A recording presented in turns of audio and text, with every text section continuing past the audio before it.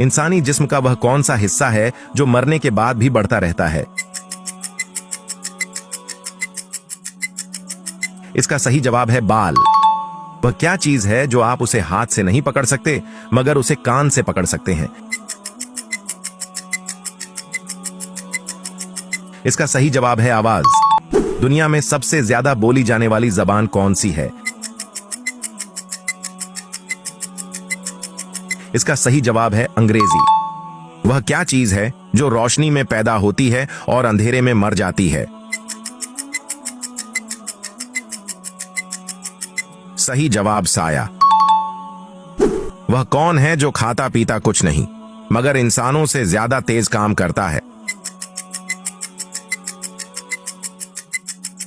सही जवाब कंप्यूटर। वह क्या चीज है जो धोने से गंदी हो जाती है? सही जवाब पानी।